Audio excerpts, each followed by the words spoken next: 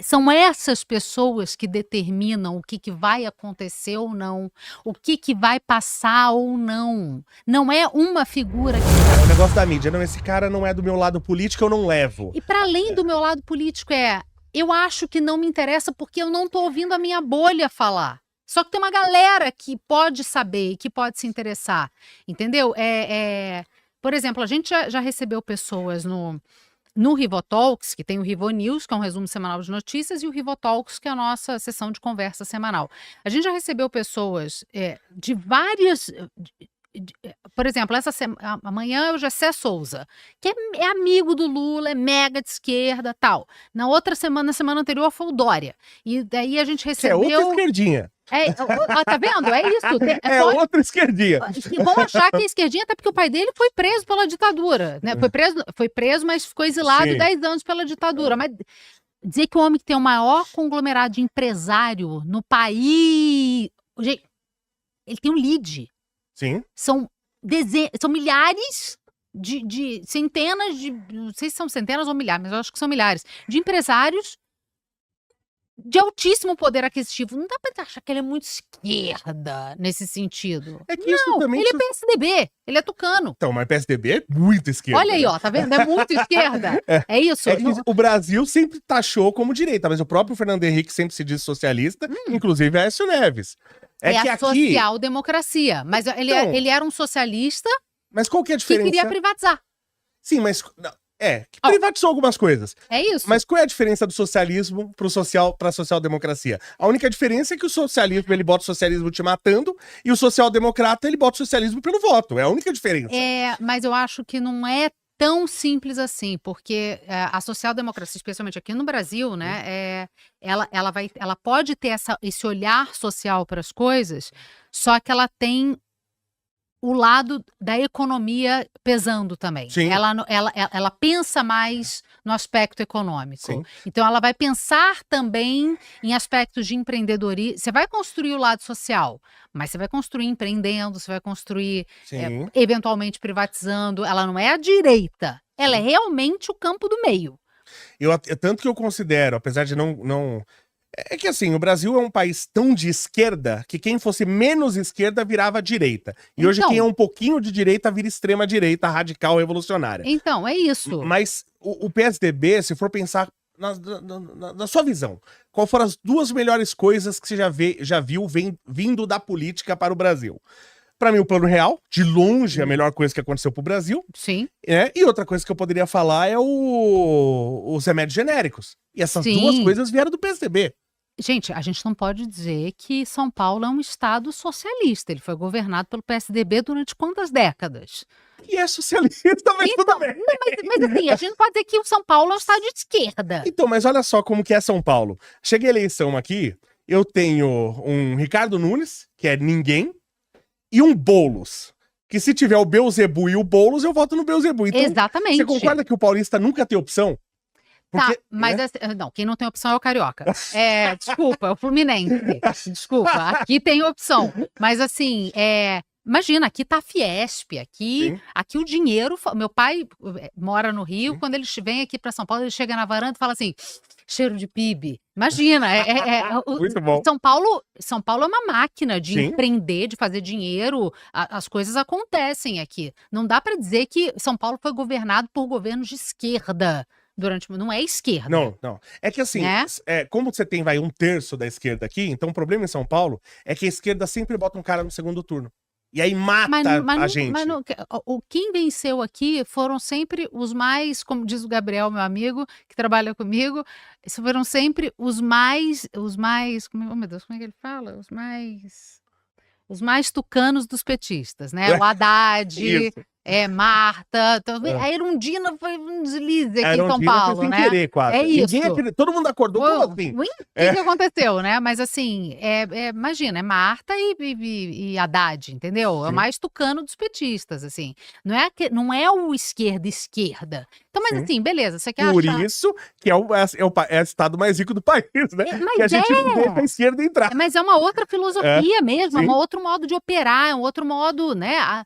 O Maluf que que fez? É a frase aqui que todo mundo fala? É o construir, nem passa por cima e faz, Falou entendeu? que tá acabadinho. Você viu como ele tá? Não vi. Tá há muito acabadinho. tempo. 150 anos? Quantos anos ele tem?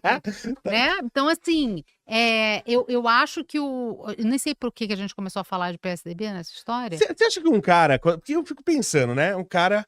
Não o Maluf, vamos colocar outra figura Tá, política, que o cara roubou a vida inteira. Hoje o cara tá. anda de Ferrari, é milionário. Aí o cara agora tá pra morrer, o desgraçado. O diabo tá lá esperando ele. O cara, será que ele não pensa nem nessa hora? Fala, pô, eu podia ter com esse dinheiro e com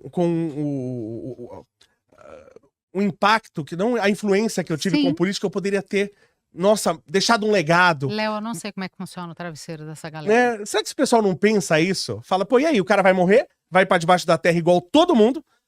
Quem lembrar dele vai lembrar... Não tô falando de nenhum político específico, hein? É isso. Quem lembrar dele vai lembrar como um ladrão.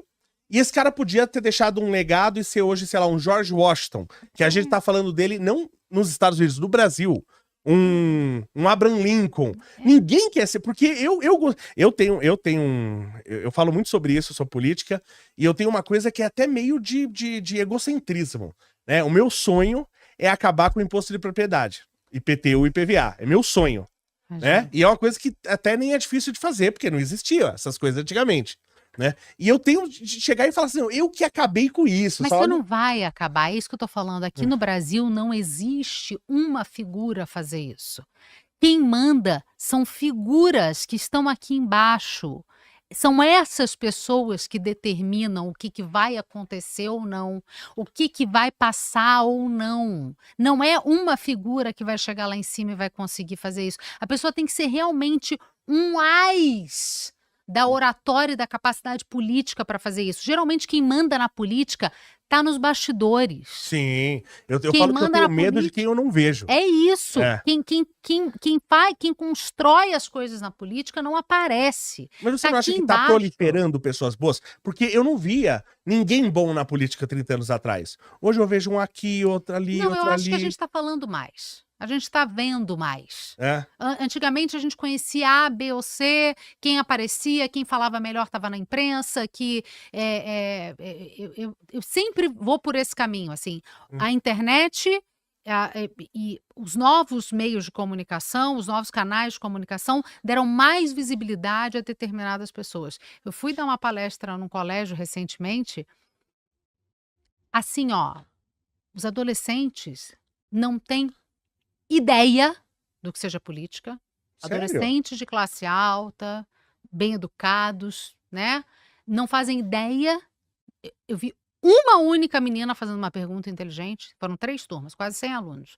Uma única menina fez uma pergunta inteligente. Você lembra qual foi a pergunta? Era uma pergunta relacionada no jogo político, do tipo, será que o Lula tem mais força do que o Bolsonaro? Será que o Bolsonaro tem mais força que o Lula? Quem é que manda na política daqui para frente? Ela construiu um pensamento. Então, desculpa te cortar, mas deixa eu te dar essa pergunta. Pro povo e pra política, quem tem mais influência para a política, Bolsonaro ou Lula? E quem tem mais influência para o povo, Bolsonaro ou Lula, na sua opinião? Para mim tá muito... foi o resultado da eleição. Tá muito pau a pau. Hoje a gente está vendo pelas pesquisas, lembrando, pesquisa é retrato de momento, Sim. Não é conjuntura, é retrato de agora. O Lula está caindo cada vez mais em popularidade, inclusive no Nordeste, onde ele crescia.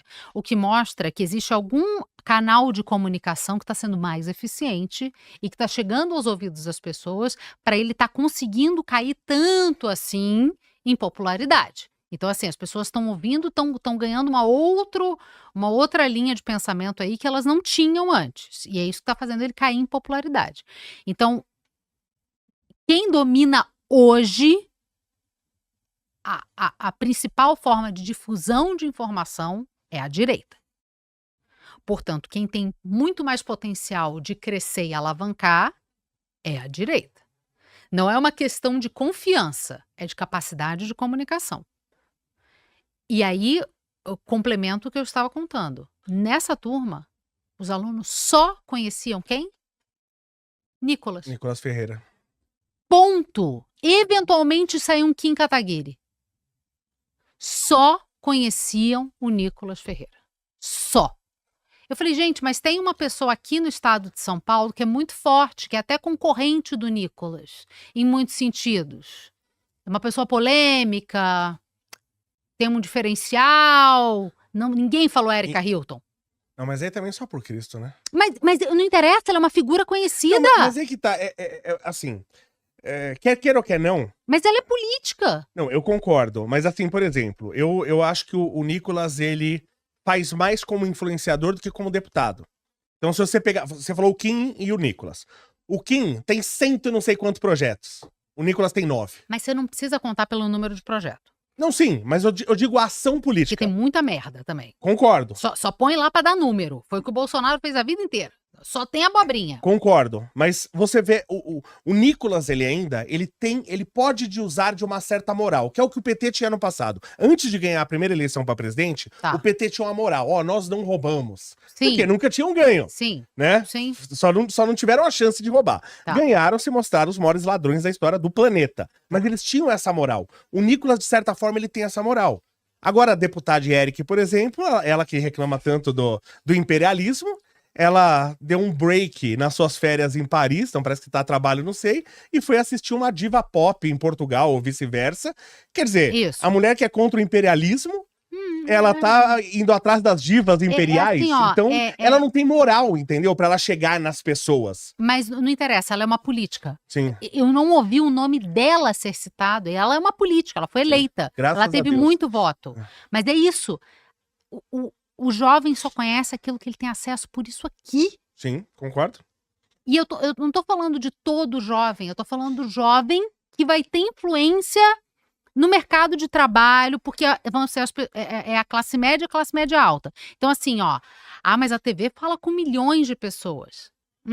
Fala com milhões de pessoas. Pessoas que têm poder de influência, de impacto, de alguma coisa. Quem é a pessoa que vai mandar efetivamente fazer alguma coisa nesse país e quem é que não vai fazer? Não adianta você só falar com milhões. São milhões que estão só assim ouvindo? Ou são milhões que estão espalhando uma informação?